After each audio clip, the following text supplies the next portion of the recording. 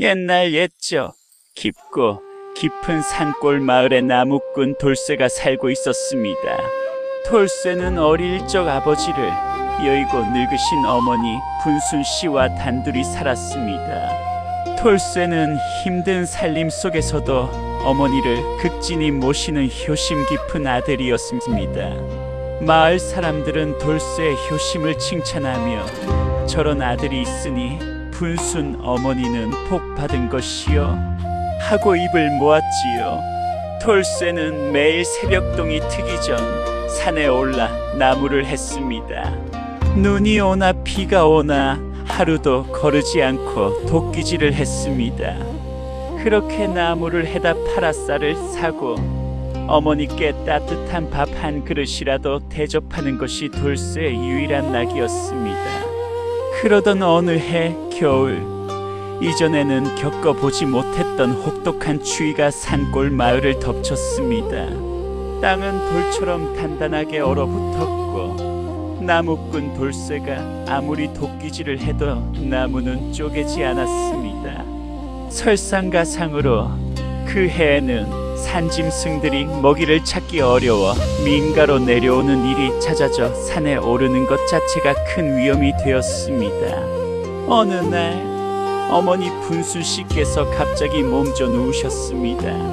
밤새 열이 펄펄 끓고 기침이 멈추지 않아 숨을 쉬기도 힘들어 하셨습니다. 돌쇠는 가슴이 미어지는 것 같았습니다. 마을의 의원에게 달려갔지만 의원은 고개를 저으며 병세가 워낙 위중하여 보통 약재로는 어렵소. 영험한 산삼이라도 구해야 할 터인데 이 겨울에 약초를 구하는 것은 하늘의 별 따기보다 어려울 것이요 하고 말했습니다. 돌쇠는 절망했지만 어머니를 살려야 한다는 일념 하나로 정신을 차렸습니다. 돌쇠는 매일 산삼을 찾아 가장 깊은 산속을 헤매기 시작했습니다. 하지만 눈 덮인 겨울산은 냉정했습니다. 며칠을 굶어가며 찾아도 산삼은커녕 흔한 약초 하나 보이지 않았습니다. 열흘이 넘도록 산속을 헤매던 돌쇠의 몰골은 말이 아니었습니다. 온몸은 꽁꽁 얼었고 발에는 동상이 걸려 제대로 걷기조차 힘들었습니다. 며칠째 밥 한 톨 먹지 못한 돌쇠는 기력이 다하여 눈밭에 쓰러지기 일보 직전이었습니다. 어머니를 두고 이렇게 죽을 수는 없어. 돌쇠는 마지막 남은 힘을 쥐어짜 간절하게 외쳤습니다. 그때 갑자기 눈앞에 거대한 호랑이 한 마리가 나타났습니다. 호랑이는 돌쇠에게 다가와 으르렁거렸습니다. 돌쇠는 이제 모든 것이 끝났다고 생각하며 눈을 질끈 감았습니다.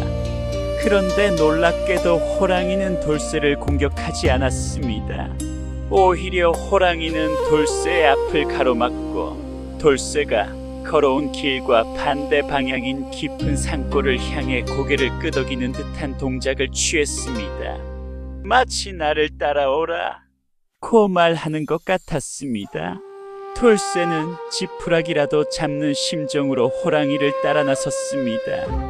호랑이가 인도한 곳은 눈보라가 휘몰아치는 깊은 계곡이었습니다. 그곳에는 거대한 바위가 병풍처럼 서 있었고 바위 아래에는 작은 동굴이 숨겨져 있었습니다.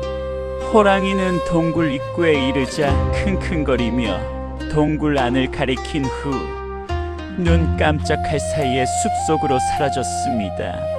돌쇠는 동굴 안으로 조심스럽게 들어갔습니다.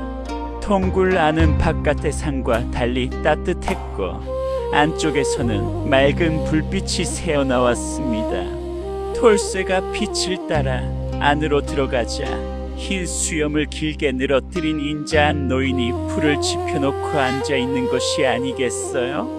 노인은 이미 모든 것을 알고 있다는 듯 잔잔한 미소를 지으며 돌쇠에게 말했습니다.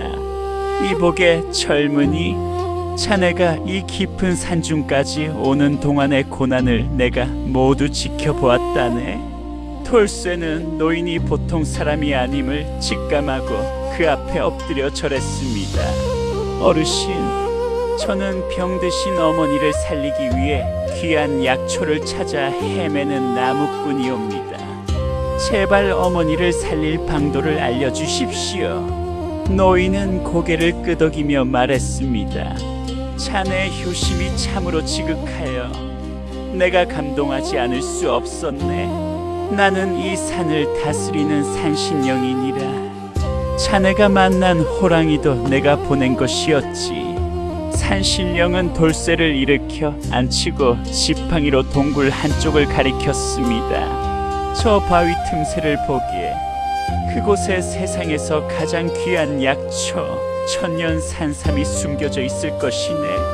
하지만 명심하게, 그 산삼은 오직 지극한 효심으로 어머니를 모시는 자만이 꺾을 수 있네. 탐욕스러운 마음으로 캐려 한다면 산삼은 흙으로 변할 것이야. 돌쇠는 산신령님께 눈물 흘리며 절하고 감사 인사를 드렸습니다. 산신령님의 말씀대로 바위 틈새를 조심스럽게 파헤치자 그곳에는 영롱한 빛을 내는 천년 산삼 한 뿌리가 신비로운 향기를 뿜어내고 있었습니다. 톨쇠는 산삼을 고이 싸서 서둘러 집으로 돌아왔습니다. 집에 도착하자마자 산삼을 정성껏 다려 어머니께 드렸습니다. 어머니는 산삼을 드시자마자 거짓말처럼 열이 내리고 기침이 멎으며 창백했던 얼굴에 생기가 돌기 시작했습니다.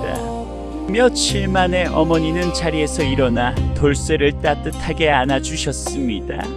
돌쇠는 이후에도 산신령님의 가르침을 잊지 않고 어머니를 더욱 극진히 모셨습니다. 마을 사람들은 산신령이 도와준 효자 이야기라며 돌쇠의 효심을 널리 칭송했습니다. 돌쇠와 어머니는 산신령님의 축복 속에 오래오래 건강하고 행복하게 살았으며 그들의 이야기는 후대에까지 전해져 효의 귀감이 되었다고 합니다.